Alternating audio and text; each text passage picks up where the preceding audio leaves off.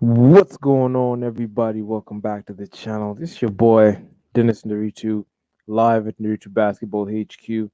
Man, I'm excited. I'm excited. It's good to be back. It's good to be back. Back again with another stream. You know what it is. You know what we do right here. It's unbiased commentary. I'll be having some few guests on the panel, and yeah, man, just feel free to join. I'm gonna make sure I send the invite link to you guys.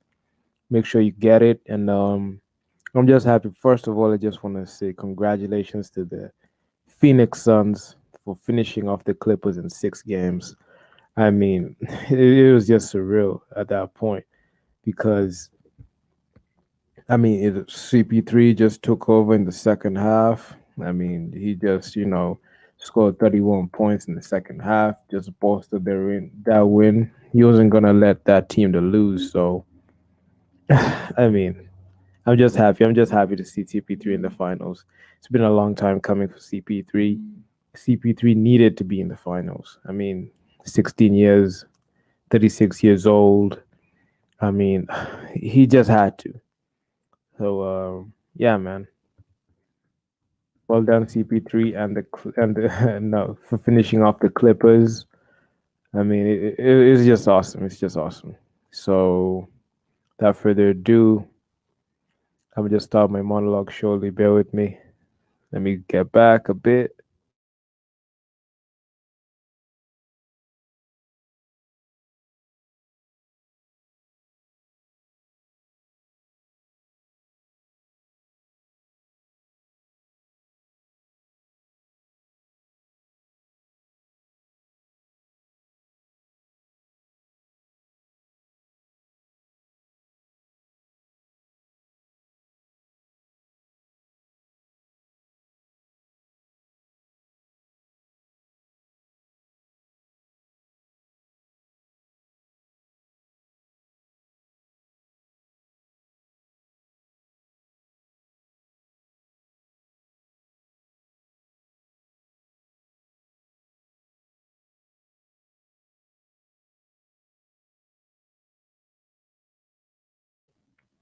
I am back.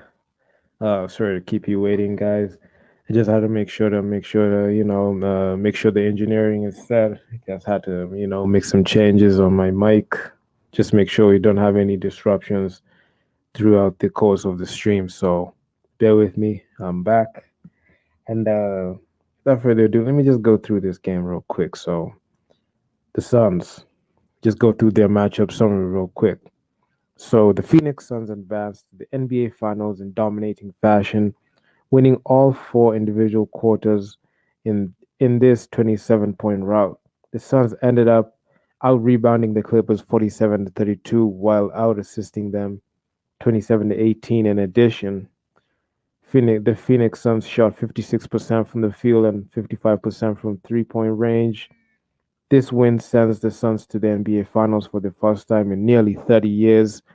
I mean, the last time the Suns were in the finals was the Charles Barkley era, so you can see that was 1993. I mean, we all know what happened in 1993. That's the time where Michael Jordan, the GOAT, was dominating in the playoffs, I mean, everywhere. I mean, that guy was just all the way across the board, just flat out dominating. And yeah, man, the finals, he met the Suns.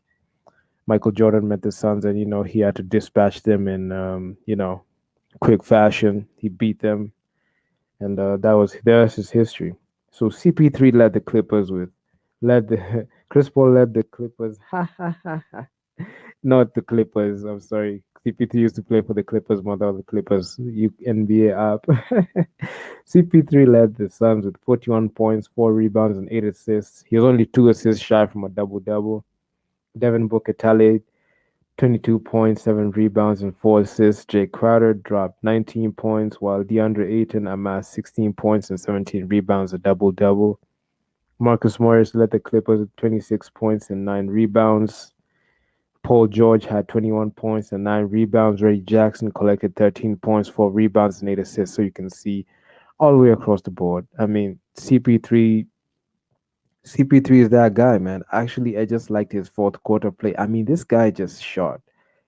I mean, he just took over the game, especially in the second half, the third quarter and the fourth quarter. He just went straight on, full on attack mode on the Clippers, and he was not gonna let the Suns lose because he was only one game away from the NBA Finals, and he finished the job in the West. Now they're in the NBA Finals, so they're gonna wait and on the who they're gonna match up with. Is it the Milwaukee Bucks, or is it Trey Young and the Atlanta Hawks? We're not sure at that point. So I'm just happy. I'm just happy to see CP3 in the finals.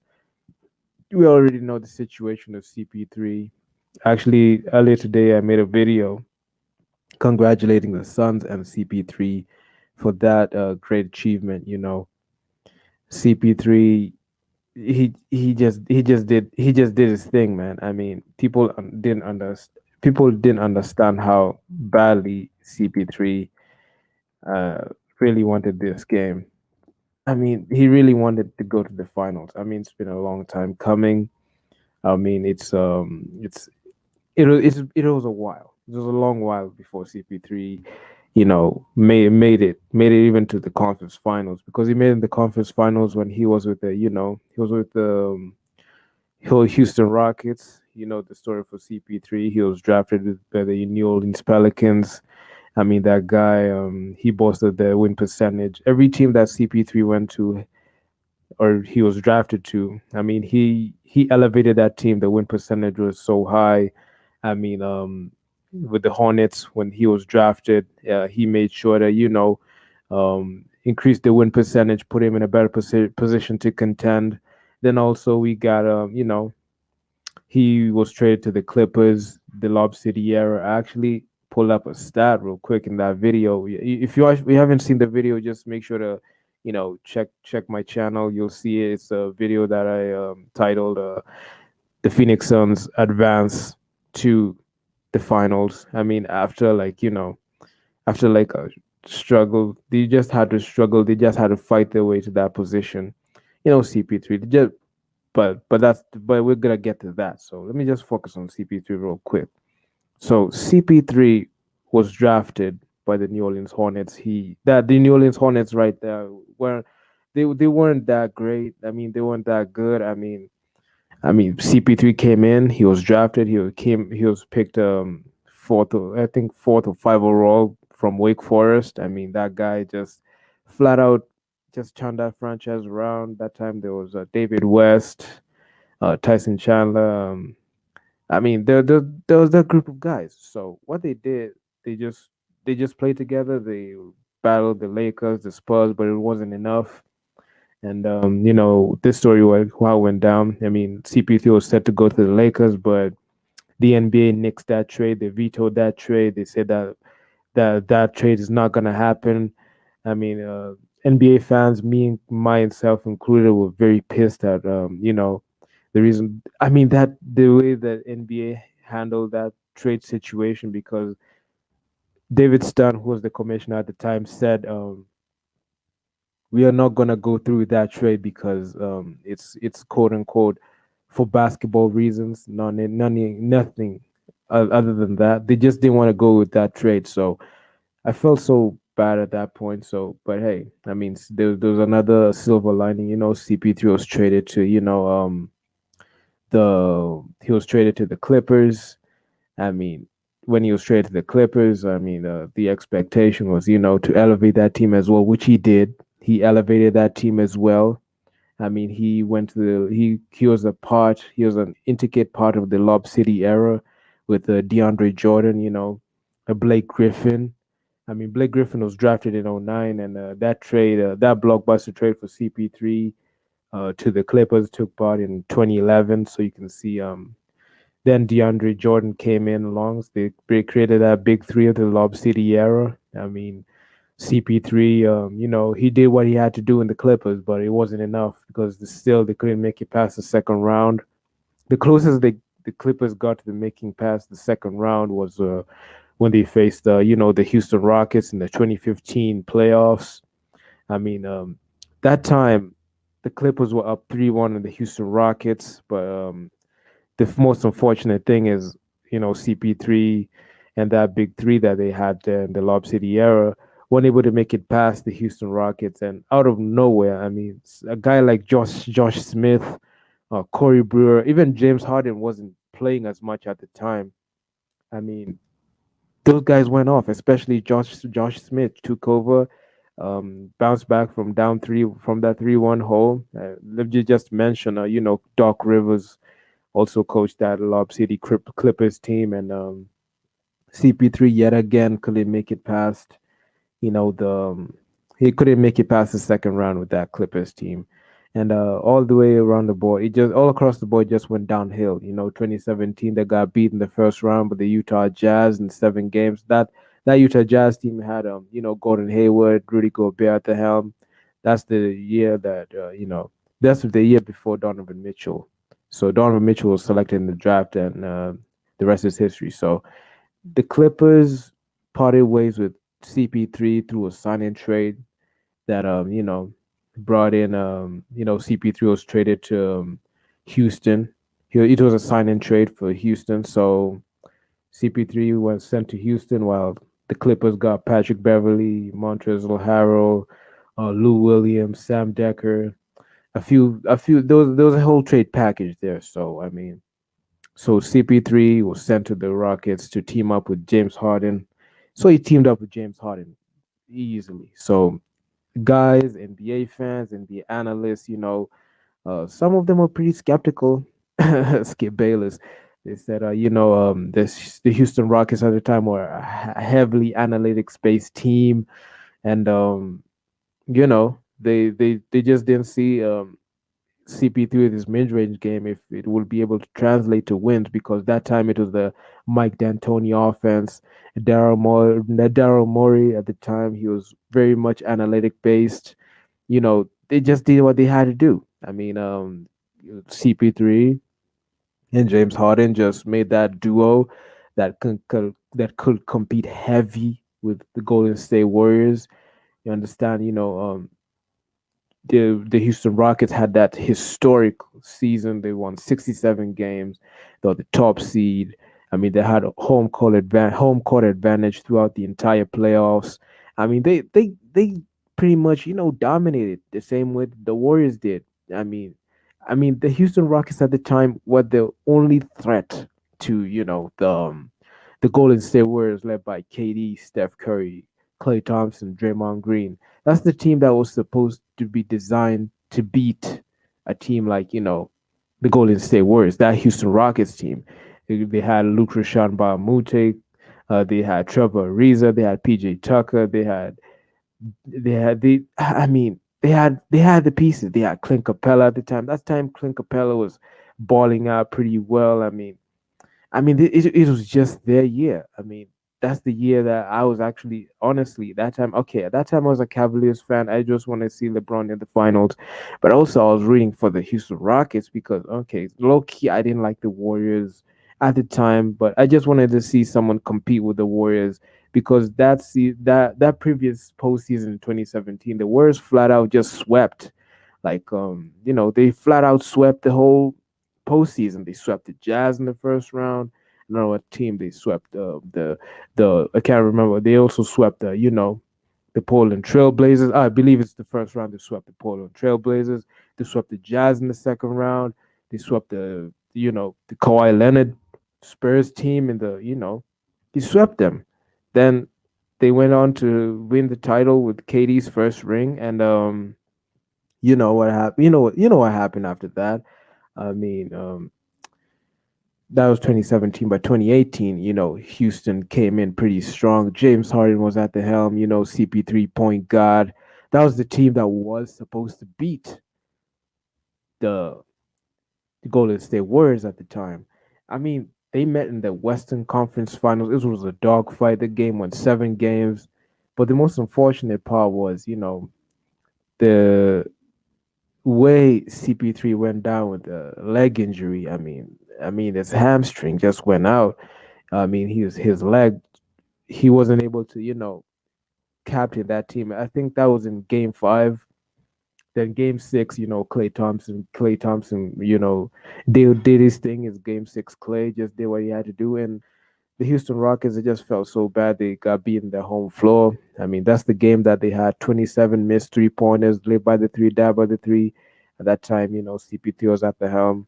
That was 2018, and what happened. I mean, the Warriors beat them in 7 games, and they went on to go back to back, and they beat the Cavaliers, and that was history. Then 2018, 2019. Okay, the same script was there, but CP3 missed a good portion of the whole season, and that's the season where um, James Harden was crazy with his historic numbers. He just went crazy, man. I mean, he just wanted to break records, break 3 point records. He just wasn't in the insane run. But when CP3 came back, you can see there was a difference. I mean, in terms of the way the offense was orchestrated, because the offense was only made for James Harden. So that was the problem. I mean, when they put the offense on James Harden alone, and they try to put the ball away from CP3, and the CP and CP3 is very efficient and very effective when he has the ball in his hands, the primary ball handler, threw off CP3's game, and that happened, and they had somewhat of a beef. Especially that beef was accelerated in the 2019 postseason when the Houston Rockets matched up with the Golden State Warriors. They weren't able to they weren't able to beat the Houston Rockets. Failed to beat the Golden State Warriors team that was missing KD, and um, they got knocked out in the second round in 6 games. Actually, it was very painful for me to watch that series. I actually felt so bad. I was having nightmares watching that series because when I watched that series, I just broke because I was very much rooting for the Houston Rockets. Goddamn, I also got up James Harden's jersey. I mean, then the offseason, what happened 2019. CP3 got traded. They basically swapped Russell Westbrook for CP3. I mean, that was the most biggest blockbuster trade. I mean, that was the trade that happened that caught me off guard. I actually wasn't expecting a guy like Westbrook to be in the Houston Rockets or wear a Houston Rockets jersey. I wasn't expecting that. But the whole general consensus was, CP3 has been sent. He has been sent to the Oklahoma City Thunder for his career to dwindle down, and that was what the NBA media, guys. I'm telling you, this is how NBA media works. They like you. They say that you're a contending point guard. They criticize you. Then when you get traded, I mean, to a team like the Oklahoma City Thunder, who got knocked out in the first round, and they traded Russell Westbrook and Paul George in the same offseason. The expectation wasn't that high for them. So I mean, this okay. So guys came in and said, CP3's career is gonna dwindle down, but hey, I mean, he tried his best. He wielded that team to, I mean, the fifth best record in the. He wielded them to the fifth best record in the postseason, and in the postseason they faced up with the Houston Rockets. They took them to 7 games. They couldn't, the Houston Rockets tried what they had to do, and the Houston Rockets basically won that first round matchup with OKC, and they won that game. So that was that, and you know what happened next? I mean, Sam Presti pulled off his one of his most genius trades to trade CP3 to the Phoenix Suns. There were no many expectations with CP3 being traded to the Phoenix Suns. For me at the time, I actually thought that CP3 is gonna be a mentor. He's not gonna be that guy who he's gonna wheel the team to the finals. He's not the best he can do is just make it past the make it past the first round, second round exit. That's the best thing that I actually thought at the time, and that's what NBA media was peddling at the time. So for me, seeing CP3 right now in the finals, it's pretty much surreal for me because I never expected it. I never saw it coming. And yeah, man, that's the situation. I mean, CP3 basically messed up my whole playoff bracket, and I actually picked the Lakers to go back to back. This is actually the same thing I said in the previous video I made earlier today. I mean, I was actually pretty surprised because I was expecting my Lakers to go back to back, but hey, I mean, CP3 knocked my Lakers out in the first round. he and your whole Phoenix Suns franchise swept the MVP-led Nikola Jokic Denver Nuggets team, and right now as we speak, they swept. They not swept. They beat the Clippers in 6 games, and now they're in the finals. And they're just waiting for the other team to come out of the West. So that's enough more waffling. Enough waffling from me. I'm gonna give a. I'm gonna see what Moses has up. And yo, Moses, what's up? Yo, yo, what's up, man? What are we saying? What are we saying about that? What are we saying about I that was, game? I was just okay. Right now, I mean, Hey, can you I hear was me? actually yeah, I can hear you pretty well. Um, Yeah, I okay. can hear you pretty Yeah, well. yeah. What are we So I saying? mean, I'm actually pretty surprised to see CP3 in the finals. Okay, I expected it because they finished out the second. They finished as the second seed in the playoffs. They clinched the second seed, but I didn't expect them to go this far. I was expecting the Denver Nuggets in the second round to beat them, but that didn't happen. I was expecting the Clippers to win the game 6 and force a game 7, but that didn't happen. So I was like, I mean, what's the deal? Yo, I just at the moment I just can't seem to get none of my teams are winning. Yeah, whatever I'm predicting is happening the opposite. At this rate, the Hawks are probably going to go to the finals. Because this is probably the first time in a very long while that I've seen that a team that's not as experienced is beating an experienced team and then reaching the finals. Because normally it goes like this, you're a young team, you reach as far as you can, but you don't reach the finals. You end up losing, get experience from that, come back the next year. That's what Golden State did in 2013 and 2014 before they actually got good. So Suns are doing something I haven't seen, even though guys are saying that injuries have helped them because a lot more injuries have happened to a lot of teams around in the Western Conference. But other than that, wow, this was a CP3 clinical. This was a CP3 game. He just wow, he just took.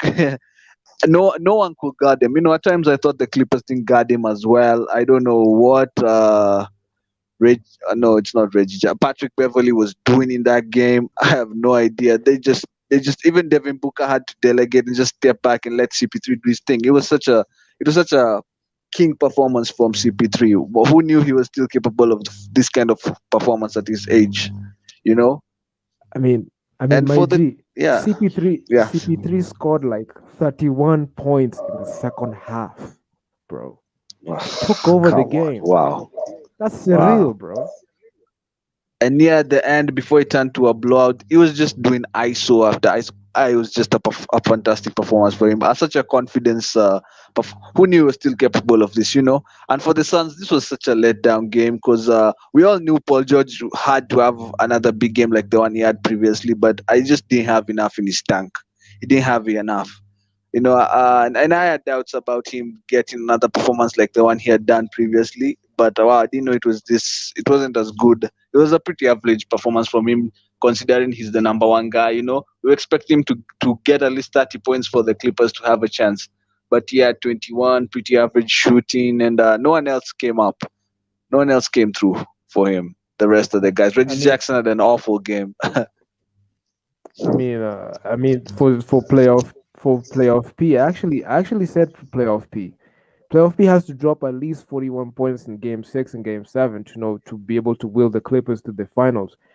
Well, that didn't happen. I actually was saying that. I actually mentioned that somewhere. I actually mentioned I replied to someone in a YouTube video. I was like, for a Mm, guy like Paul George, he has to drop like those monster stats to be able to wield, yeah, the Clippers to the finals. But now player Paul George, playoff P, the cuss with actually there were two cusses going around. There was the cuss on CP3, yeah, and yeah, there was a curse on the Clippers franchise. Let me break them down. yeah, So CP3 blew a 3-1 lead. Okay, I'm not saying he's the only one who blew a 3-1 lead, but he yeah. was part of the Lob City era, the Doc Rivers, in 2015. Mm, And when he blew a 3-1 lead together with the Lob City Big 3. that cast was on, he was on him as well. So when even when he moved away, I mean, okay, he never knew blew a 3-1 lead again. So when he was asked about, you were up 3-1 by Rachel Nichols in ESPN, when she asked CP3 about, what do you think about going 3-1 up 3-1? Does I don't want to think about 3-1 because you know the thought that comes with 3-1. You get lazy. You be like, I only need Yeah, to win one game. I don't even have to yeah, exert as much. So that's how it sounds. That was the mentality that CP3 had, and I feel like the cast now is off CP3, and the cast is on Paul George and the whole Clippers franchise. Steve Ballmer at the end of the game was clinching. He clinched two guys actually. It was like, ah, oh no, my God, I've spent all this money on this team, and they couldn't even make it to the finals. Then you see he's a a good cheap. owner. He's a good owner though. Very Oh, I mean, supportive of Steve the team. Ballmer. Steve Ballmer is a pretty good owner, but the cheap shot Yeah. that Patrick Beverly, 5 minutes left in the game, the fourth quarter, he That shoved was awful. CP3. I mean that was such a bad sportsmanship play. I Spot mean, okay, exactly. I but I wouldn't expect anything less from Patrick Beverly. Patrick Beverly is fond of doing such things, so I don't Yeah. expect. Then Boogie Cousins also, he was chopping. Also, he said, I mean, CP3 just knows how to flop. I mean, it was just hate at that point. They didn't like CP3 was Yeah. succeeding. They just didn't like him. Yeah. They couldn't handle him all night, and the Clippers guys were kind of acting like sore losers. Especially when Patrick Beverly shoved CP3 when it was looking like a blowout. It was like, we're Yeah. not coming back from this. So this is what I'm gonna do. you know, it wasn't a good look. But Patrick Beverly is not known to be the most likable guy. He's only I mean, likable if he's on your team. the same thing. He tried to do that with KD in the 2019 playoffs in the first round.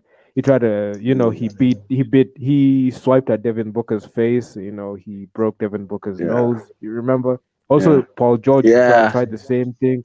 Also, Paul George yeah, elbowed Devin Booker in the face. So you can see the level of hatred these guys had. I mean, they didn't like the Suns at all. They're like, the Suns are like they were supposed to be like the little brother to the Clippers, but it's interesting how things change in the NBA, and the Suns are now in the finals. I actually made a video in the morning. I was like, I was just highlighting.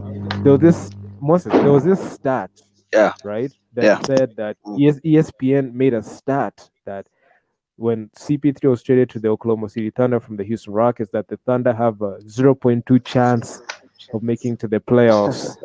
I mean, okay, Wow. Mm. point two. I mean, that's what ESPN said. I actually highlighted that in an early video today. And looking Oh back on my that God. stat, Yeah. that stat was put alongside CP3 in the Suns when CP3 they clinched the second seed and the first playoff berth since 2010. And actually, the team they actually had the second longest drought in playoff history. Do you guess which team has the longest playoff drought? Quick guess. Can you guess which team has the longest? The longest. uh, could it be the Kings? Yes, you got it. It's spot on. Actually, those guys have never been to the playoffs since that time in the 202, since they were in the finals. Yeah, They've never yeah. made the playoffs, let alone the finals. Chris So Webber days. yeah, I mean the Mike Bibby, Chris Webber, Yeah, that yeah, era. yeah. I, I mean, so the Suns snapped that that drought. So they actually snapped it by going to the finals all the way. What a run these guys are having. One thing is for sure, Clippers are not going to forgive the Suns for this. I see a little rivalry developing between these two teams because the Clippers were thinking, this is our season. We are reaching the finals. I mean, we got the Suns. The Suns. This is a team that's making the playoffs ever. The last time they made the playoffs, when was it? It was such a long time. So for them to actually lose, oh man, if it's not this year, then when for the Clippers? I'm thinking maybe they think if we had Kawhi, we would be in the finals. So maybe let's run it back again and see where we're going to be. But this was their year. The Suns reaching the finals. We're all happy for CP3. I mean, wow, all this is a performance that is career. If it happened or not, he was still a great player, but it's enhanced his career definitely. And this is probably the best chance he's going to get to win a ring, and I'm going to be rooting for him in the finals. That's one thing for sure. What a performance in a game six. I mean, CP3, it's been a long time coming. I mean, they tried it. You know, they were close in 2018 to make it to the finals. You know, they had to face KD, Steph Curry, Klay Thompson, Draymond Green Warriors team. That Yeah, historic Warriors team.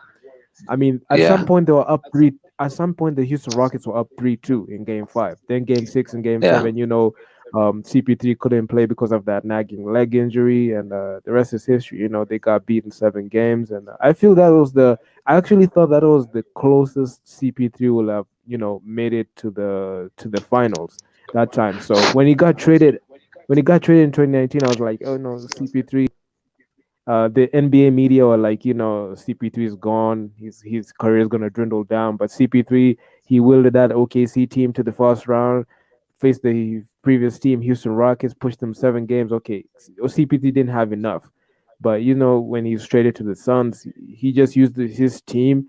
Okay, CP3 wasn't balling for Devin Booker. He wasn't balling for Alfred Nini, this other guy. I mean, he wasn't balling for everyone.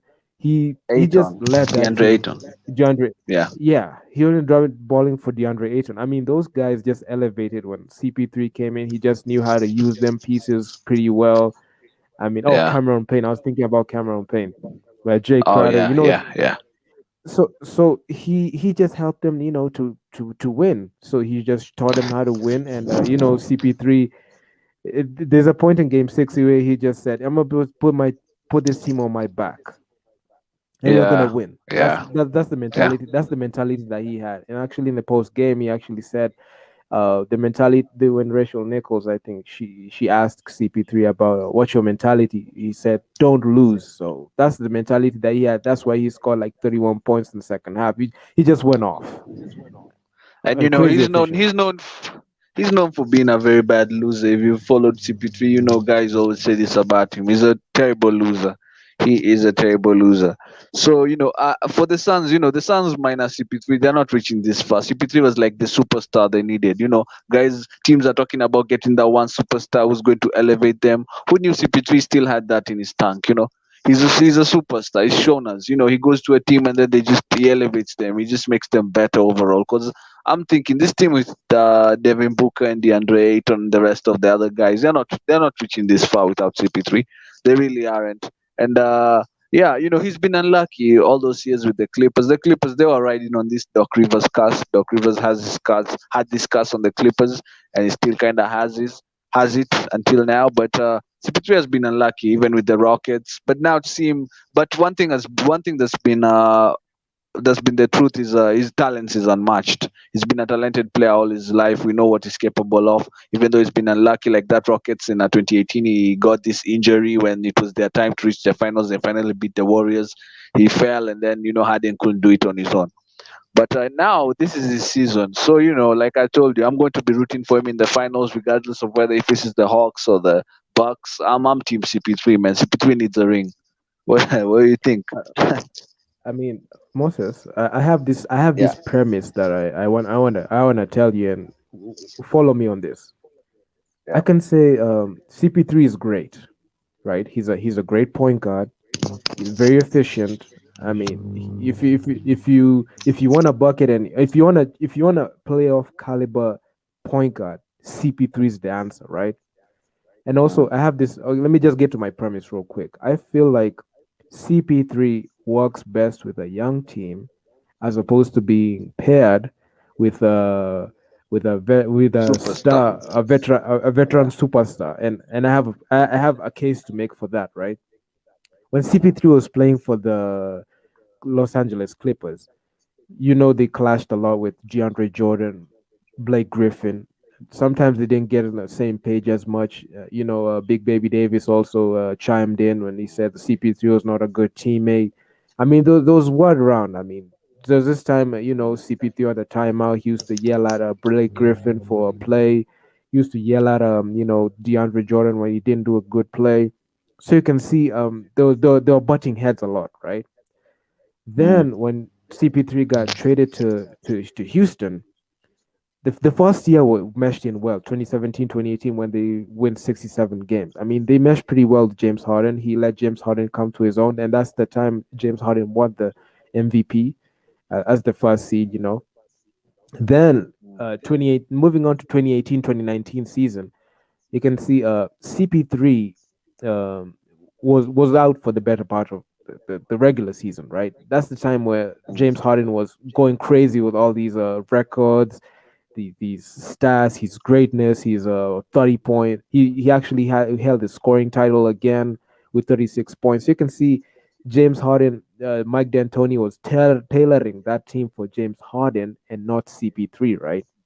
So when CP3 came back and he needed the beard to be, a guy who can, help him on the job. James Harden wasn't having that. He wasn't giving him the ball to do ISO plays as much. CP3 wasn't getting his looks the way he used to get them, and that's the main reason why the Golden State Warriors beat the um, the the Houston Rockets in the second round in 2019, the postseason. So when CP3 got traded for Russell Westbrook for the Thunder, you know what CP3 was playing. The Thunder were coming off season where they traded their two best players in Paul George and Russell Westbrook away. Okay, PG, he went to the Clippers. Russell Westbrook got swapped for him. So CP3 was playing with Shea Gilgeous Alexander, a roster that you can't even mention their names. The only player that I know there is Shea Gilgeous Alexander and Steven Adams, I think. So Yeah. he thrived pretty well with that team. He made them get the fifth seed in the West. I mean, they did their thing, right? In the 2020 postseason, although they Yeah. didn't make it past the first round, but they played pretty well.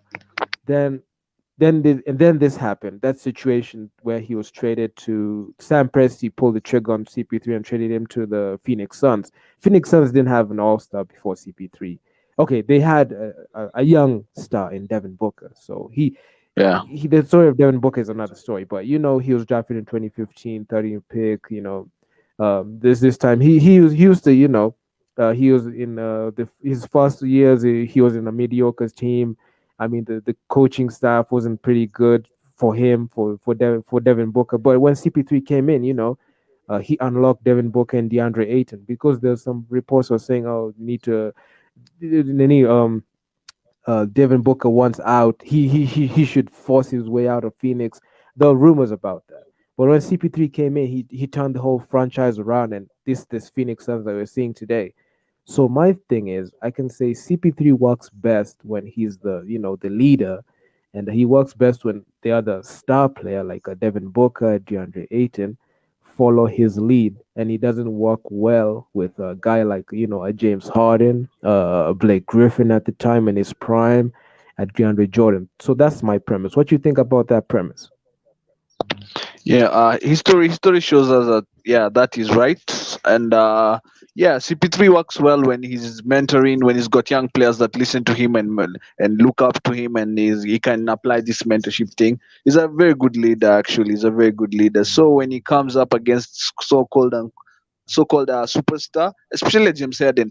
Him and James Harden just didn't mesh at all because James Harden is such a me player, me, ball dominant. He's a superstar. He's generally a superstar. So James Harden is like the last player he should have been paired with because ICCP3 playing well with LeBron James. They would have done such a great thing with him because he's a superstar. But I think them two wouldn't have clashed heads as him and Harden did.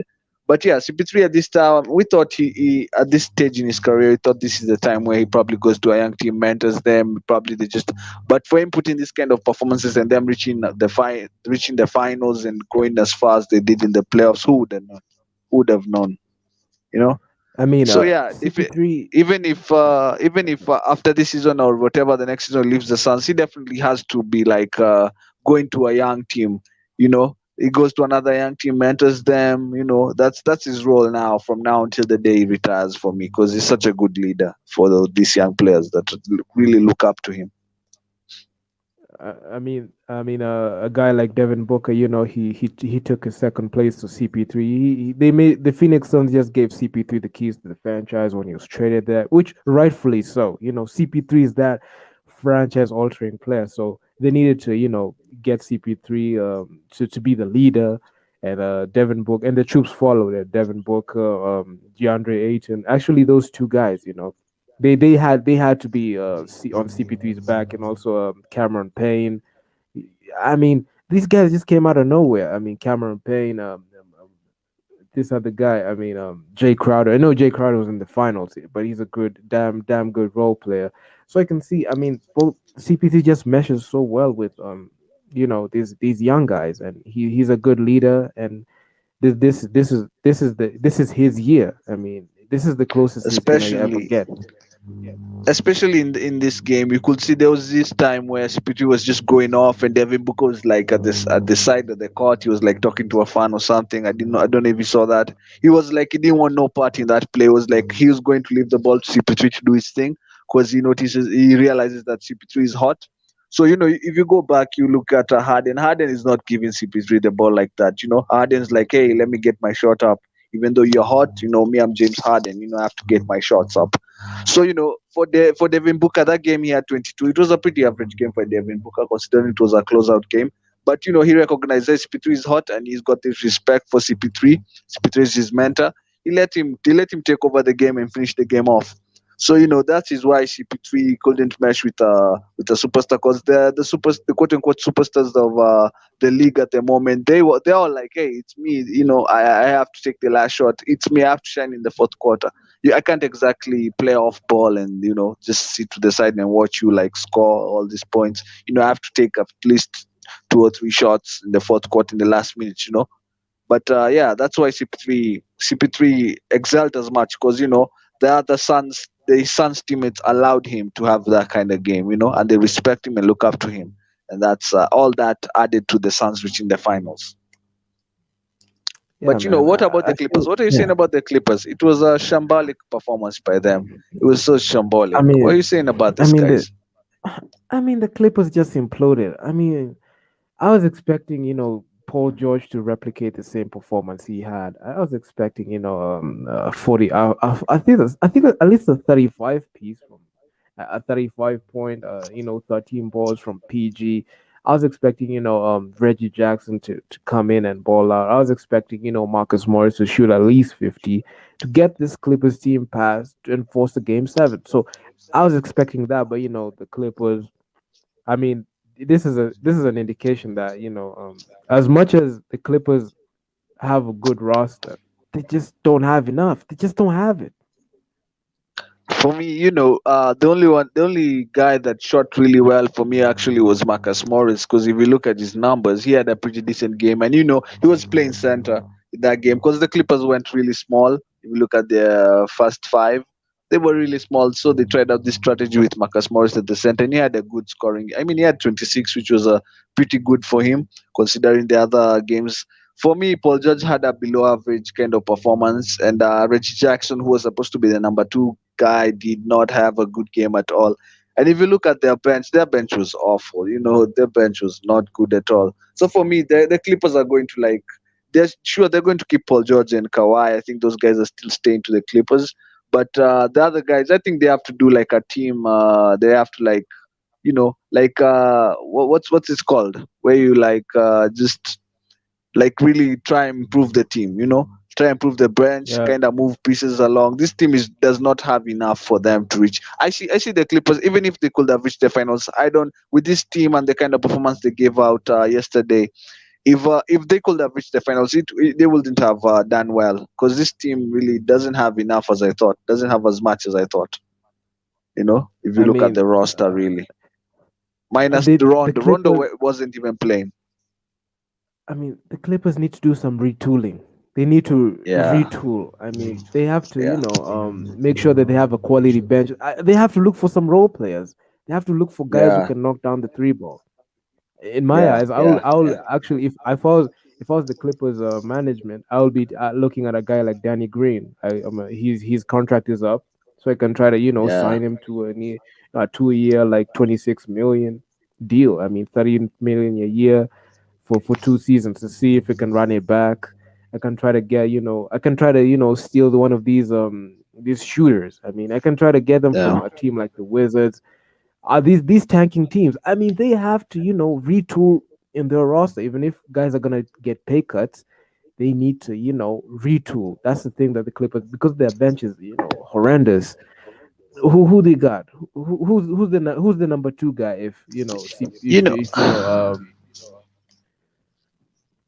go ahead, go ahead. I was gonna say, if you look even at their fast, the team that they put out today, it was full of role players. It was full of bench players. Really, apart from like Paul George and I don't know, Patrick Beverly starting in the guard position to play defense. The rest of the guys, they are bench players. They're not really starters. Even Reggie Jackson is a backup point guard. He's not really a starting point guard in the league. So the first five, I think injuries also played a role because if you look at the injured players, Serge Ibaka is a player they really missed. They really missed Serge Ibaka and Kawhi Leonard, of course. But other than that, they need better players. They need their role players aren't that good. Terrence Mann, he had that one game, and Reggie Jackson is not going to be. He's not going to win you any finals.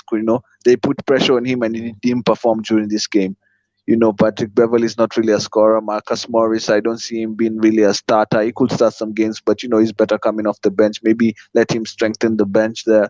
Luke Kennard didn't have a good game at all. Considering the money they gave this guy, this I guy's mean, they signed been him. not well. I Yeah, mean, they gave looking out the bag. I mean, I mean, man. This guy needs to sometimes come I, out in the next season. He needs to come out next season and like just perform out of his mind because his value is really going down considering the bag they gave him. You know. that has to happen. He has to ball out because there's no way a guy like Luke Kennard, Joe Harris, the guys were given the bag. Joe Harris for the Yeah, Brooklyn Nets, he shot poorly. yeah, I mean, Luke Kennard yeah. also didn't. I mean, we're not asking. I mean, it's just catching and shooting the ball. I mean, shoot the ball. I mean, And is that too much to these ask? players are very valuable. These players, look Kennard and Joe Harris is a very valuable player in the league right now because they're looking. People want shooters. Teams want shooters. They want shooters in their teams. So you only have one job. It's to shoot the ball well for these guys. So looking at I know Joe Harris. I don't know Joe Harris is a different subject for me because he kind of flopped in that one game or two game in that series. But really, he's been fantastic throughout the whole year. Looking at for me, I can't say is in the same. His criticism has to be more than Joe Harris because Joe Harris did it in the regular season. He was fantastic all season. He just kind of let them down in the back series. But for looking at, I haven't really seen him really go off at all, considering the money that he's getting. So for me, my spotlight is on him. For him next season, I'm going to be looking at him and thinking this guy. So I don't know, did they sign him to be a starter in this league? Because that kind of money and you're not even starting at the two position. What's up with that? I mean, Joe Harris was given a big contract. I mean, he's getting like 13 million. He's locked in like 4 years. He's locked in a Yeah. 4 year deal. So you can see, right? I mean, off the bat, I mean, these guys, it's just crazy at this point. Joe Harris. I mean, Joe Harris. People were saying during the season, he's doing Clay Thompson numbers. He's going to perform even better in the. He kind of let people down in the playoffs, but in regular season he was fantastic. He was awesome. He really pushed the Brooklyn to where they were. Really gave them that nudge, and he's a really valuable player. So I don't know about him. Looking at on the other hand, wow, is he going to be starting for the Clippers next season? I mean, that has to be a question. Do you see him starting for the Clippers if they're healthy at the two position? I think they should just trade him to somewhere else, man. There's no other way. They should just I trade mean, him. I mean, maybe in the trade deadline, they should. Okay, what I can do is this: I can let him like looking out. I can just try to play him.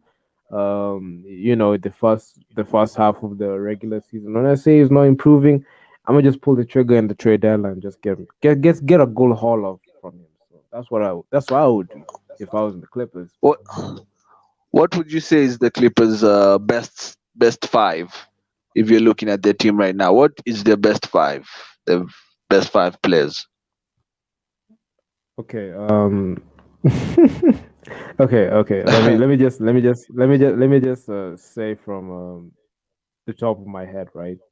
I'll pick. Okay. Okay. Paul George and Kawhi Leonard. Okay, let me just pick the now 1 through 5. Who I would start Okay. if I was playing. Yeah. Okay, I don't trust Patrick Beverly as much. I'd rather put Reggie Mm, Jackson at the one.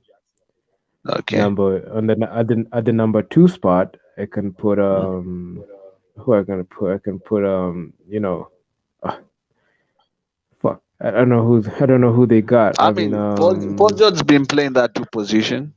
okay, let me just put Paul George in that 2 position, right? Let Yeah. me let him be in the back. Let him be in the backcourt. The number 3 position, Yeah. it's Kawhi Leonard. In the Yeah. number 4 spot I'll put either I'll put I Nick healthy. Batum, but Yeah. a healthy Nick Batum, but Marcus Serge Morris. Ibaka. Oh oh oh, Yeah. let me put Serge Ibaka there, and Yeah, you Ivica forgot Serge Zubac at Ibaka. 5. I forgot about Serge Exactly. Ibaka. My Yeah. bad, my bad.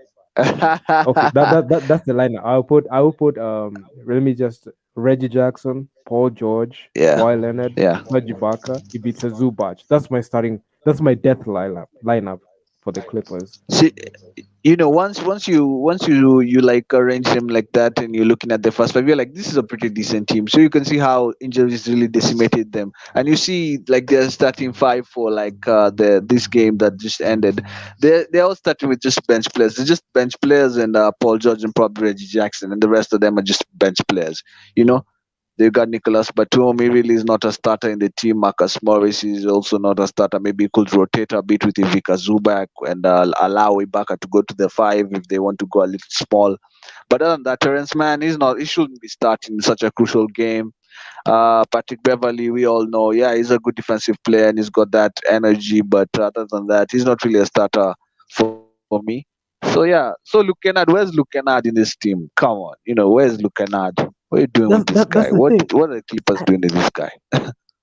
They should get a haul for him. I mean, they should get like these they should get like a haul, even if it's second round picks. I don't care. Just get him out of there. I mean, if this guy doesn't improve, I mean, if they even the Yeah. Clippers just trying to run it back with him in like one season, I mean, and if it doesn't Mm. improve, just get rid of him. I mean, this it's no other way. I mean, I'm trying to be generous. I'm trying to be reasonable.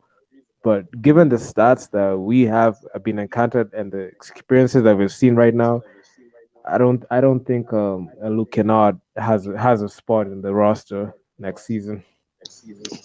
I guess they signed him. They signed him to like come off the bench and just give them that energy punch, that shooting off the bench. So it's kind of mind-boggling because I don't see them starting him like during the regular season. So they signed him, they gave him this big money, and he's like coming off the bench. He should. So his role is generally coming off the bench, just shooting lights out, and they're not doing that well. So you kind of look. The Clippers should be looking at him like, so what? Why are you around? We signed you because we needed shooting around the team. Your specialty is shooting. We really thought you're this decent player, and you're shooting 1 out of 4, 1 out of 4, 1 out of 4 in such a crucial game. This guy had 3 points, 3 points only. The This is a guy you saw isn't his contract. He had 3 points. it's unacceptable. It's unacceptable. Yeah, yeah, yeah. Uh, Only. I've also co- I mean, what is going on? I mean, the Clippers curse is getting real every season. Last year they blew a 3-1 lead. This time they blew a lead to the Denver Nuggets. Okay, at this point, Moses, I'm asking myself, can the Clippers even beat a team like a healthy like Brooklyn Nets team? Can they beat the Suns again? Can they beat Denver Nuggets if they met?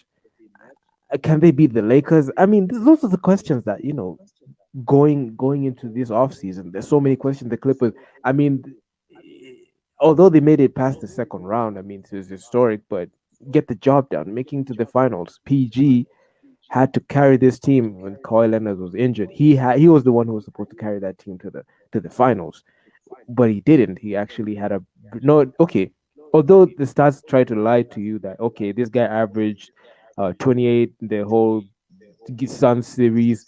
But we know how many Yeah. drop points he dropped. But points he dropped in the in game six, 21 points. I mean, Yeah. that is Yeah. That's that's bad, bro. unacceptable. That's acceptable for a team. And coming into this game, guys were looking at him to like repeat the previous performance. They were like, "Hey, we need you to do that again." And you come out, you do a 20, you pull a 21 point, 6 out of 15 shooting, 40%. It wasn't what they needed. They didn't have enough. I don't know if he was tired or mentally just tired of carrying the team, and no one else stepped up apart from probably Marcus Morris Senior. They was just disappointing. What I really wanted from his was a game seven. I wanted them to give me a Yes, game seven. That's all we all I wanted to wanted. see. So I wanted. yeah, I wanted a game seven. I wanted the Clippers yeah, to force a game seven. Take. yeah, I yeah, mean, dispel all the playoff P like slander through this game seven, right? But I was actually very skeptical. Actually, in an earlier stream, I said, even if the Clippers pull off a game seven, I'll be interested to see Paul George's stat line. And also in this game six, you can see Paul George's stat line is not something spectacular. It's actually pretty horrendous. 21 points. You're a star player. You're the guy who's supposed to be averaging like what, 30, 33, 35, carrying this team yeah. without Kawhi. Mind you, he doesn't have Kawhi Leonard. He's the main star. He's the main guy. Yeah, yeah, he's what they needed. The Kawhi Leonard is exactly what this team needed. Even if the first five was full of role players and bench players, Kawhi Leonard would have really pushed them further. And maybe we wouldn't be looking at Paul George 21 points. We'd be saying, "Hey, Paul George just had a meh game, but yeah, he did okay." And Kawhi Leonard, was he? We're in the finals or whatever. You know, Let's just give credit to CP3 and the Suns, man. Those brothers right there, man. They can't ball. yeah. Yeah, yeah. That was a surprise for me. Coming into the playoffs, I was looking at this team like, they're probably going to lose in the second round. We just they did okay. They're a regular season team. I'm surprised. They're the surprise package of the playoffs because I'm more surprised by them than the Hawks because I was looking at them like, wow. I'm more surprised by them because they actually do it while playing excellent basketball, and and like it's a whole team effort. If you look at the scoring, they've got all their guys have got double figures except Mikael Bridges. The rest of the guys, they're all in double figures. So it was really a team effort. Jay Crowder had 19 points. DeAndre had 16, very efficient, just a regular game for him. And the rest of the two superstars, they did okay. So it's really a team effort. They really surprised me with how good each and every one of them has been able to play. So yeah, credit to them Uh, and Monte Williams. I mean, Coach Monty Williams. He's the coach. He's the real coach of the year. Yeah, That's yeah, fact, fact, excellent bro. coach. Fact. Yeah, But in excellent a, but coach. in other, but bro, in other news Yeah. about Giannis Antetokounmpo in Game Four, he landed awkward. Man, He landed awkwardly on his leg. But there's some man. good news. By Well, Shams Karania via the yeah, Athletic gave a report on Giannis. They said yeah. Giannis is out for tonight's Game Five versus the Atlanta Hawks due to his knee injury he had in Game Four. His Mm. ACL is not torn. That's a good thing. Okay, yeah, that's a good. That's good thing, He doesn't have a definitely. torn ACL because if he had a torn Yeah, ACL, that would be pretty bad. So he's not gonna play for Game Five. But I'm pretty sure yeah. The Hawks are gonna the Hawks are gonna win Game Five at this point. I feel like okay, as much as we like Chris Middleton, Mm. there's some skepticism I'm having because I feel like the whole series is like tied up. Giannis is out.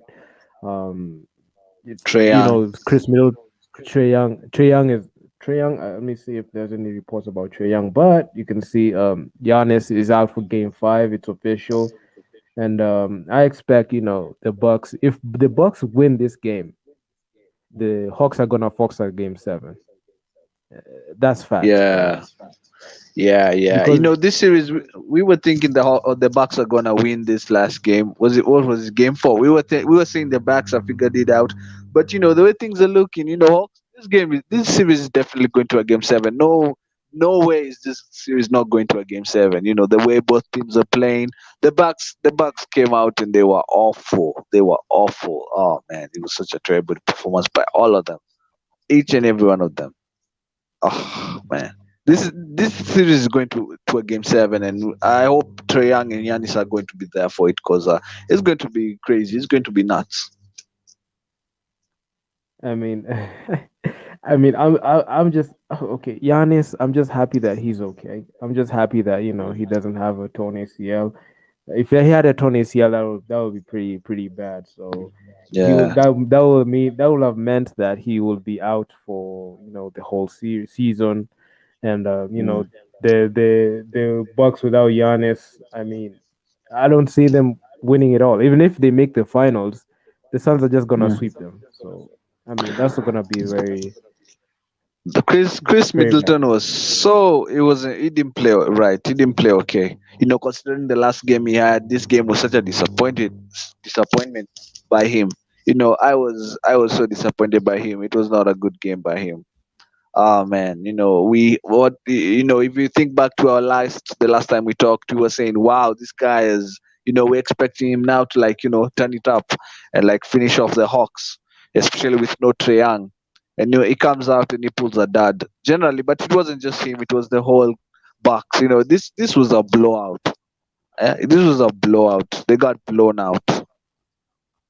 So I I don't know mean, what they need to do, and Yanis is out. I don't know what I'm going to predict in Game Five. I have no idea. clearly, I feel like the Bucks, if they don't win this game, how will they get the momentum to win game? Hopefully, if Giannis comes back for Game 6, will Giannis be enough? Because I mean, these injuries are really depriving us from seeing the best players duke it out. I mean, it's pretty upsetting. Yeah, yeah, yeah. This Bucks team. I don't know where they're going to get this firepower from because Chris Middleton just one game is playing like Kobe, the next game is playing like Kuzma. That's how bad this guy is. So you don't know what you're going to get from him. And if Yanis is out, you're looking at the Bucks now. And before they were looking pretty good, but now Drew Holiday is not really the guy to come out and lead this team scoring wise. You look at the rest of the guys and you're like, wow, do you guys stand a chance? Especially with the Hawks, Lou Williams. Lou Williams came out and he was fantastic. What a backup player this guy is. What a I I mean, mean, this guy is a backup PG for Atlanta Hawks. What are you I saying about mean, that? Lou Will has been great. He won this. He's won the Yeah. Six Man of the Year award 3 times. Mm, That shows you that this guy knows his position on the court. He's willing to come off the bench for Trey Young, which is pretty good. And I feel yeah. like if Lou Will keeps playing like this, he's gonna finish off the Bucks if the Bucks don't make the necessary adjustments to beat the to beat the Hawks. Yeah, and suddenly you're looking at both of the teams and you're like, wow, now the Hawks are looking pretty good. They got Lou Williams, Bogdanovich gave them a good production in that game. And Cam Reddish came through. Oh, this guy, I don't know where the hell he came from. He was great off the bench. He had 12 points. That's 5 out of 19. Scored 5 out of 9. My bad. 5 out of 9. He was excellent. His defense, his scoring punch off the bench, put together with Danilo Gallinari. So the Hawks are looking pretty good. Even Kevin Herter had a pretty good game. So suddenly I'm looking at the Hawks. I'm like, wow, this team is looking better than the Bucks. So this series has to go to a game seven. Yeah, true, Definitely. man. Yeah. And also, you remember in a previous stream, we discussed on uh, Jason Kidd going to the Dallas Mavericks as a coach, Yeah. and the Lakers came in and said, and as per Adrian Wojnarowski, David Yeah. Fisdale has been hired as an assistant coach on the Los Angeles Lakers. Dave Fisdale was the assistant Wow. coach on the Heat during the LeBron stint with the Heat. What do you think about that signing? Oh my God. David Fisdale. Wasn't that the coach who was at Memphis? But Was it David Fisdale? is the one who I was don't know if okay? at Memphis Was during he the on? grind era, or am I wrong? I Am I feel this. confusing him? Dave Fisdale. Let me look it Yeah. up. Yeah, he David was he was with Fisdale. Memphis Grizzly. Yeah, he was with Memphis Grizzly. Let me look it up. Because Let me just look I it up real quick. remember. Yeah, I remember Yes, David. Yeah, Da- during the grit and David. grind era. Yes, that's accurate. David S. Fisdale is an American professional basketball coach. He previously served as the lead head coach for the New York Knicks and the Memphis Uh, Grizzlies and was an assistant coach for the Atlanta Hawks. But he was in part of the grit and grind era, and he was fired by yeah. the Knicks. I remember he made headlines when, the Knicks front office decided to, throw him away, and the Lakers have decided to pick him up. So yeah, I Wow, mean that's the Lakers. he's definitely coming with that experience. I mean, the Lakers organization are just doing a madness. They're doing a madness. Just to this guy. Imagine this guy coming in is the assistant coach. He's one of the assistant coach. They're pulling all the strings. This is their time. They're thinking, wow, we need to do to get as many rings as possible, as many championships as possible. This is an excellent pick for them, especially him coming in as an assistant. This is an excellent pick. That's all I can say about that. And yeah, so they're already making acquisitions and adding to that firepower that was there during this season. They're definitely going to run it back next season, probably. Tweak with the roster a little bit, but yeah. Any Lakers fan should be excited by this, yeah, because the Lakers are doing business. You know, they're not sleeping. I, f- This is a good pickup. I feel like I feel this is a great pickup, and I feel like okay, as much as Dave Fisdale was dealt a bad hand when he was with the New York Knicks franchise. I feel like the New York Knicks, he didn't he didn't mesh well with the front office, and also he maybe there's some internal. You know how the New York Knicks are dysfunctional, so they thrive on Mm, that, and that's why Mike D'Antoni didn't last there, and that's why yeah. a guy like Tom Thibodeau is able to stay there. So and also there's an interesting stat that I came across. It involves Shaquille O'Neal.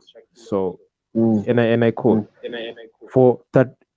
For 37 straight seasons, a former teammate of Shaquille O'Neal made it to the NBA Finals. The streak ends this year with Rajon Rondo being eliminated. Oh yeah, I heard about that. I have heard about that. They were saying that even last year and the other years. They were saying all of Shaq's teammates have been to the finals. Including LeBron definitely held that for Shaq, held that record for Shaq because he's been in the finals ever since I don't know when. But yeah, that's Yeah, crazy. That's crazy. That's a crazy stat to be ending in I mean, 2021. that started in 1983, 1984 Yeah. season with Greg Wow. Kite. These are guys. Oh, Okay, I that's wasn't born. crazy. Bro, I wasn't even born there. I mean, I wasn't even Yeah. born that time. It's pretty Yeah. interesting. Yeah. I'm That's just send you. I'm gonna just make sure to send you this on the DM so you can see it for yourself yeah. Yeah. later. That's And also, that's crazy. Yeah. That's how nuts, I man. mean, I how don't know do what then the hell Shaq did. Yeah. where do these stats come from? I mean, they just okay. I never had this is the first time actually hearing it. I never had any reports on it. I never had any chopping on set things. So this is the first time I'm actually seeing that. So I've heard of it. I've definitely heard of it. I didn't. I heard of it a while ago, but for it to be ending and then for it to be ending the season after all those years, it's just nuts that it even lasted this long. So that's crazy, man. Just goes to show that the NBA is changing, and new superstars are going to be coming up during the 2020s. We're going to be seeing a whole lot of new superstars coming in and dominating the league. I'm actually happy for that. You know, a guy like Jay Crowder has gone back to back in the NBA Finals. Miami Heat, now Yeah, Phoenix Suns. yeah, I mean, this guy is practically a journeyman for like you know for like 5 years. This guy has swapped so many teams. yeah. But he's definitely, you can see it with the Suns. He definitely has a lot of value. He's definitely a valuable player. Any team would be lucky to have him. I bet the Lakers would be lucky to have him. Would want him if he was available, because they seem to be the team that are really building a really strong team. So he's definitely up there. He comes with experience also, and he knows his role. That's the most important thing. He knows his role. He's not going to come in and try to pull off all these shots. And the most important thing that I saw with players is, if you want to last long in the league, you just need to know your role. You need to know your role and like just play it. Don't try to be something you're not. Because a lot of these players, they're coming in, they want to score, they want to do a whole lot of things. Jay Crowder is in that time in his career where he knows, hey, this is what I do and I'm good at it. So I'm not going to try and do this or this. So yeah, he's a very valuable vet right now in the league. I mean, okay, so as much as okay, then I have also another question that this issue has been popping up recently, and I really do not like the way people mention it. The 2020 the 2020 the 2019-2020 season. It ended in a bubble, right? And Yeah, the yeah. majority of people are putting an asterisk on that postseason run for the Lakers. They're putting an asterisk on it. They're saying that um, their championship isn't real. There's an asterisk. They I mean, that's the narrative. Then you know the same narrative that NBA media, how it works. They're gonna put an asterisk on this. They're gonna say, you got to the Suns are gonna they went to the finals, but the majority of the stars were injured, so this finals doesn't matter anyway. So I feel like that really besmirches and discredits like a team's chemistry and performance. And I actually feel it's not them who injured them. Why is it that people don't accept people winning? I mean, that's the problem. I don't like that narrative at all. What's your take on that? I mean, the when one team does well, there's always going to be, everyone's got haters. That's what I'm thinking of, and there's always going to be excuses. No one's going to consider we've lost. This started as far back as LeBron losing in 2015, and then guys are like Kyrie is not there. Kevin Love is not there, and and so forth and so forth. And here we are still saying the same thing. You can't really win. And this thing, it wasn't there long ago, when Jordan was winning and Shaq was winning. They weren't saying this kind of things. So for me, it's just dumb. You compete. Whoever's not there, the rest of the team just has to like stand up and say, if like the Suns, Chris Paul falls down and is not available to play, and same thing with Devin Booker. Cameron Payne steps up, and yeah, Cameron Payne and the rest of the bench and guys like Dario Saric, they step up and say, "Hey, now we are the Suns. We're the Suns. We're the ones competing." You're not gonna lose, and then the fans start saying, "Hey, you only won because this guy was not there." For me, whoever falls and can't play, the rest of the team just had to stand up as the team. And the fans are always going to say all these scenarios. Like now they're saying, hey, the Suns are doing all this amazing stuff, but it's at the expense of the league superstars not being available. If the league superstars are available, they wouldn't be reached as far as possible. It's like taking credit away from them. And yeah, for me, they did the same thing last year with kind of the Lakers. Yeah, the Lakers, because a lot of players didn't want to come back to the bubble, and the Lakers kind of won the championship. They were saying, hey, a lot of players didn't want to come back, likes of Kyrie and the rest of the league star players, and they were like, hey, you won under these conditions, you won under these circumstances. But for me, if you win, you win. No one's going to be talking this nonsense in like 10 years. Going to be like, hey, the Lakers won the 2020, 2021, the Suns probably won. For me, I don't really pay no mind to it. Yeah, that's the same sentiment I share, and I actually just give credit to the team that pulled it off. You just have to Yeah. give him credit. You just have to say, okay, this team was a better team, and they won from in that situation. But this thing of putting asterisks saying that championship wasn't real. I mean, Mm. these guys these guys their ring isn't valid. They try to invalidate it the same way they okay. Even despite the bubble, people still invalidate KD's rings in Golden State. Even Yeah. today, they don't accept it. People also do not accept LeBron James rings with the Miami Heat at this point. Even today, I mean, those things happen like, 10 years, 9 years ago. Mm. Not fair. Not Mm. fair to them. Not Wow. fair to the players. Yeah, yeah. Some things you just have to let it go, let it go, man. You can't keep Like dwelling on stuff like that. Yeah. today I was about to tune into undisputed, but Skip Bayless was on life support. his Clippers, his Clippers got beat by Oh The man. Denver Nuggets last season. This time they got beat again. I mean, this guy, man, he's a guy who he's a sycophant for a LeBron Yeah. hater. He's gonna find Yeah. a way to blame.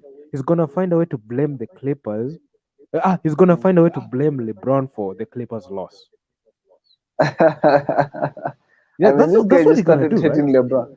He just started hating LeBron, and then he just ran with it. He's always been his hater, always looking at his back, looking at him, looking for anything just small, anything, any misfortune that goes his way or his team doesn't do this. He's the first one to talk about it, the first one to tweet about it.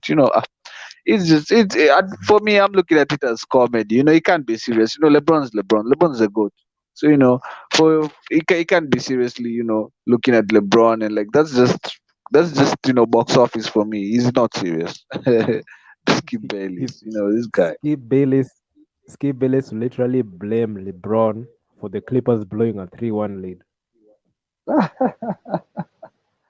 For Oh real. my Even god, he's actually gonna blame LeBron for the why the Clippers didn't win the series with the Suns. He's gonna do that. I mean, why? LeBron isn't even in the postseason. He wasn't even there. uh, I don't know when are we going to see a Clippers versus Laker playoff game, especially the teams that are there right now, Kawhi, PG, and then we've got AD and LeBron. When are we going to see that playoff series? I'd do anything At, to see that playoff series. at this point, that series might never happen. It might never happen. Man, I feel like we the whole battle for LA, the Lakers won it yeah, last year. yeah, yeah, they did, The they Lakers are did. waiting for the Clippers in the Western Conference Finals. The Clippers didn't deliver.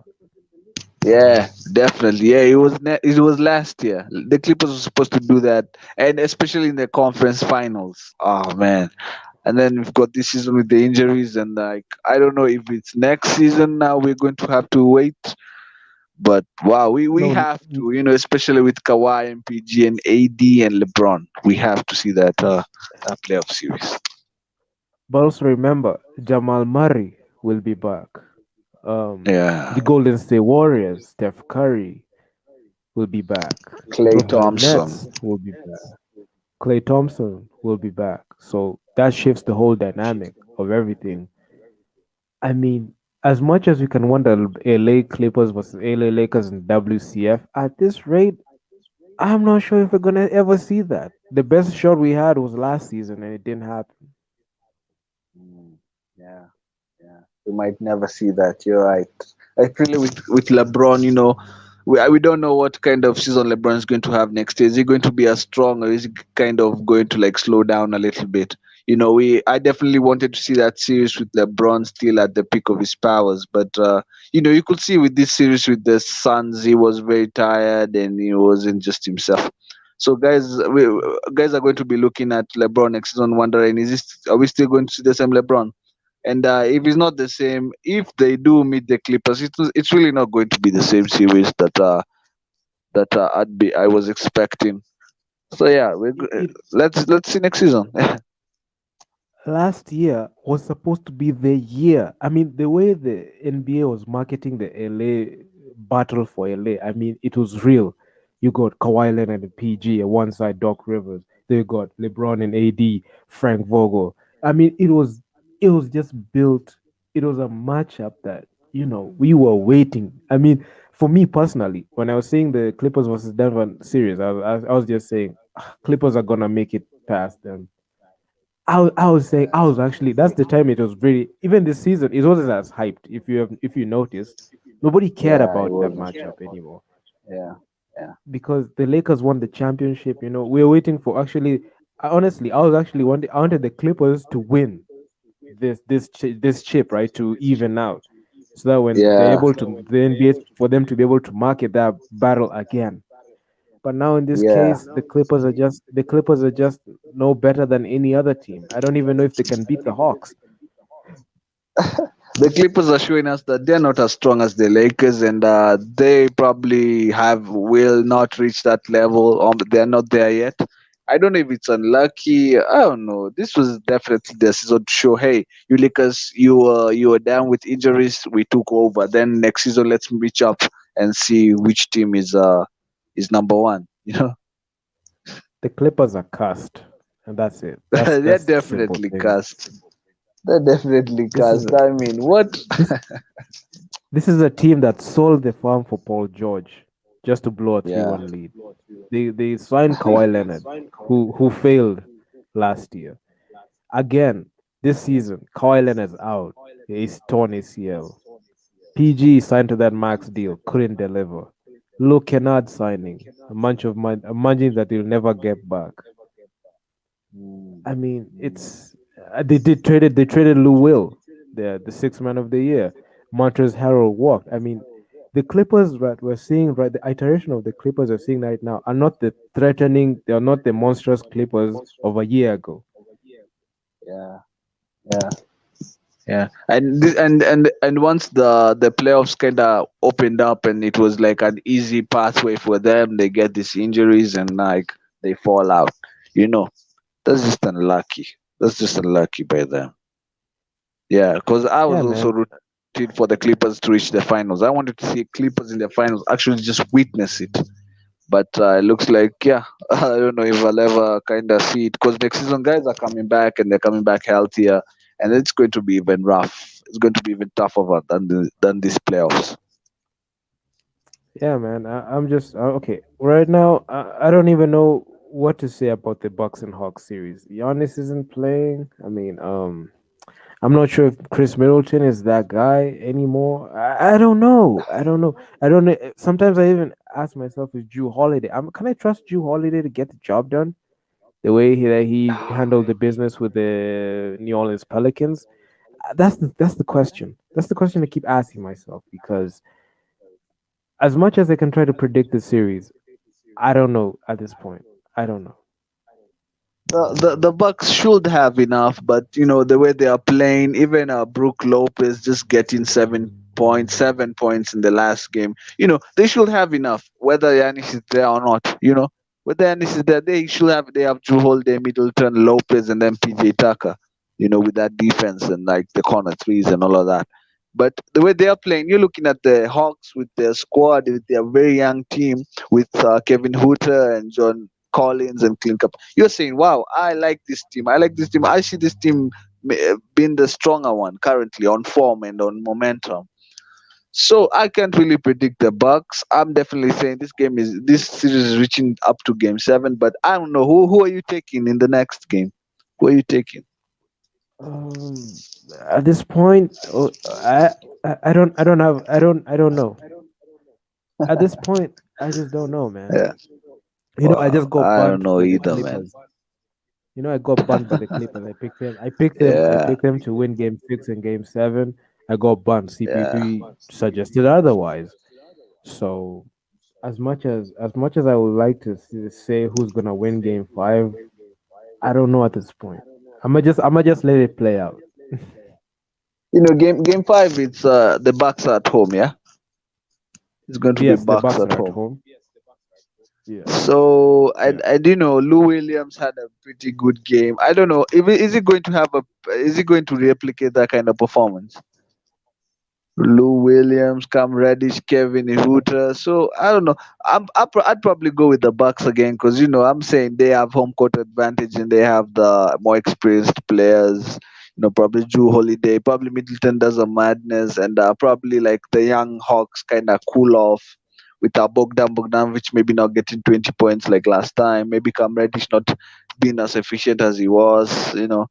And Clint Capella kind of just doing his thing, but it not being enough. So if I had to pick, I'm picking the Bucks because of home court advantage. And I don't know if Giannis is not playing, who is going to take up his spot? I'm looking at the bench, and I don't know who do you think is going to take up his spot? I mean, their bench isn't that great. I mean, their bench leaves a lot. I mean, even if I just even look at their previous game, let me just check their box score real quick. I mean, who they got their bench? Pat Connaughton, Bobby Portis, Hmm. Brent Forbes, Yeah. Jay Noir, Thanasis, Thanasis Jeff Teague. Antetokounmpo. I mean, okay, they got They Jeff got Teague, Jeff right? Teague. Yeah, yeah. I don't know if they're going to But give Jeff him Teague isn't minutes now. playing. Like kinda, he isn't. Yeah, he didn't play. He played. He played the last game, but Two there's minutes. not really. He played. Yeah, he played 2 minutes. He's not really getting any minutes. I think they're gonna put Pat Connaughton. Yeah, in the game to kind of play No, as a take up one of the guard spots, or what do you think they're gonna do? but Pat Connaughton only got like 3 points and 2 rebounds Yeah, the last game. Bobby Portis, at least he got 7 and 7. Got 7.7 rebounds. Brent Forbes, 6 points, 2 rebounds. I mean, Pat Connaughton played 26 minutes, only got 3 points, 2 rebounds, 1 assist, 1 block. I mean, not much. you I know mean, he him being the bench player that got the most points. He's probably the one who's going to come into the starting lineup for me. I'm thinking, yeah, he's the guy, and he could play him and Drew Holiday could be the guards, and then the rest of the guys. Chris Middleton gets to play as a forward, and yeah, and just go from there. The rest of the team. What do you think? Mike Mike Budenholzer is going to confuse Giannis to the Thanasis. They're gonna say, "Oh, you've got an Antetokounmpo on the bench. It's Thanasis. Let me just put it. He's gonna be the Greek Freak 2.0 maybe." We still uh, got you an know, Antetokounmpo. He's gonna be like, we still got an Antetokounmpo on the bench. You can still try him. He's not a two-time MVP, Yanis. but he's Yannis' brother, I'm yet to see what he's actually good at. What would you say he's good at? Have you actually seen him play? Like play for nothing. real? This guy plays in garbage time. Okay, what Thanasis does is what the Yeah. Bucks do with Thanasis is this: they let Yeah. Giannis dominate the first through third quarters. Then Mm, they let Thanasis in when the lead is so high. Like if the Bucks are leading by like 20, that's when the time they bring Thanasis. I mean, Thanasis is not that guy, bro. I mean, there's a reason why he's in the Bucks and he's not getting paid the same money as you know a league minimum.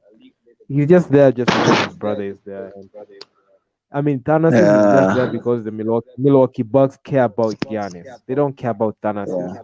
They care about Giannis' Yeah. interests, not Thanasis. If Giannis wants his brother to play alongside him, the Bucks will honor that. But they're not gonna Yeah. give Yeah. Thanasis any huge payday because he contributes nothing to the roster. I mean, God, Yeah. he That's played only that's two probably minutes, That's probably four why. minutes. Yeah, that's probably why he's in the team and playing garbage minutes. Yannis kind of convinced the Bucks to give him a contract, and he's going to stay in the Bucks. And Yannis being like the older brother, and like, yeah, I see Yannis sacrificing because yeah, he had a chance to go to another team, and he was like, yeah, I'll stay if you guys give my brother a bag. And the guys were like, "Hey, we'll do anything for you. You're a superstar. You are our superstar. We're not going to get another one because Bucks are not really a big market team." They were like, "We cannot lose Yanis." So his brother. I don't know why he's in the NBA. I don't know what he's capable of or what he's doing. But he's a Even hype man. He's a hype man for the team and for Yanis. He's there, clapping and just jumping up when Yanis dunks the ball and all of that stuff. and also we have another Antetokounmpo bro in the Lakers. This guy has played zero Ah, minutes. yeah. I've never seen this guy play. He got a free ring, you know, free ring. Yeah, he could actually be the more talented one because I don't know if Yanis, did a favor for him to get to the Lakers. He could actually have some talent to actually get to the Lakers roster compared to the Antetokounmpo brother in the Bucks team. So I don't know about him though. I don't know. he actually has a ring over Yanis, so Yanis definitely feeling that this is his time to actually get a ring. Also, this is his season I mean, playoffs. Yeah. actually, Giannis in the last game that he played, okay, he only played 24 minutes. He went down with that ACL injury. Yeah. But anyway, at this point, I don't know. I don't know who's gonna win that game.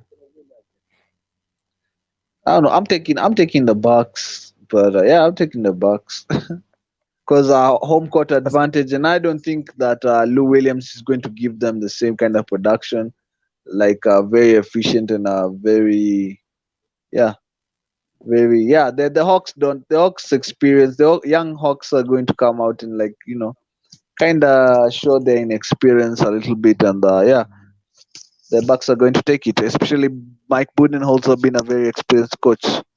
He's going to help these guys. yeah, man. At this point, I don't know what to say. Okay. Just to conclude, the Bucks and Hawks.